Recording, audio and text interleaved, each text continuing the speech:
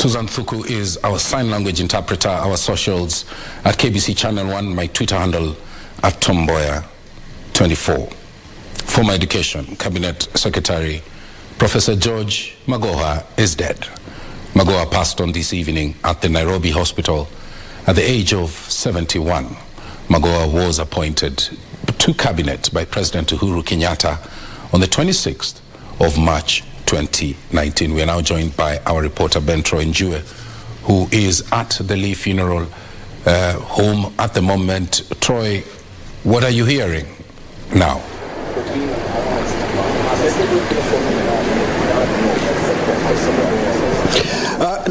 Good evening, Thomas Mboya. Good evening, Thomas Mboya.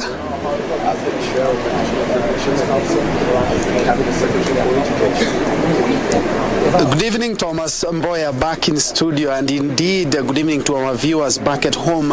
And it's not quite a good evening for friends, family, relatives, and also scholars, and also Kenyans as well, in regards to the passing of former education CS Professor George Magoha, who passed on this evening. Well, we have been here since earlier, a little bit past 6, when we received the news that the good professor had already passed on. But an account by one of his friends, who is a professor and a doctor, Walter Mwenda, talked about the good professor, called him at about 3 p.m. asking him to go and see him, and he wasn't feeling quite well, but he found the professor sitting on the couch, and they had a conversation, and he had some lead-ups. He collapsed, and they were able to resuscitate him, and he was able to also to be rushed to Nairobi Hospital, but unfortunately they tried 3-4 times to resuscitate him, and he died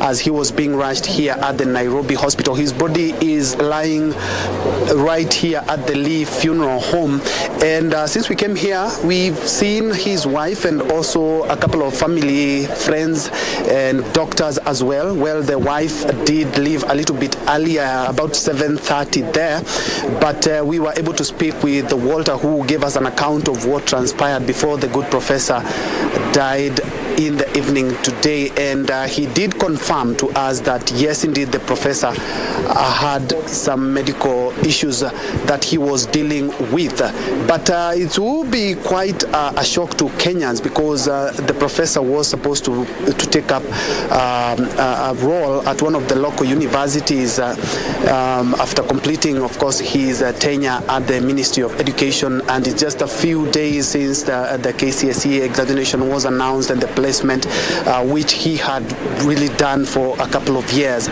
So he will be eulogized, and he has been eulogized as being fiery, and he will be remembered because of how his contribution to the education, medical, and also to the government as well, where he served as a cabinet CS.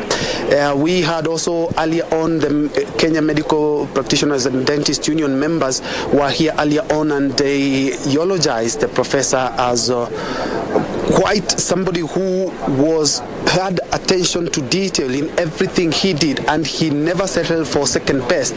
And they say it's quite a blow for the country and also for the medical and education sector as well, for what he has been able to do over the last couple of years. But it's also a big blow for the Magoha family. This is the reason. Professor George Magoha was very instrumental in preparing for his brother's burial, which is still scheduled for this Saturday, and he was very upbeat about all that, and the professor passed on this evening. And it's also a big blow to the one of the local universities that was expecting his services, where he was supposed to be a professor of surgery. And Kenya as a whole, looking at what he has been able to contribute in the education sector, and especially in the Kenya National Examination Council, these are some of the things that he will always be remembered for championing in this country. Well, also a few friends have popped in, and but as we speak, all the friends, family, relatives that have been able to stream in to view his body have left, and we have been promised promised presser maybe tomorrow after the family has done some consultation. That is what we have been able to gather here at the Lee Funeral Home. Back to you, Tom, and unless you have any question.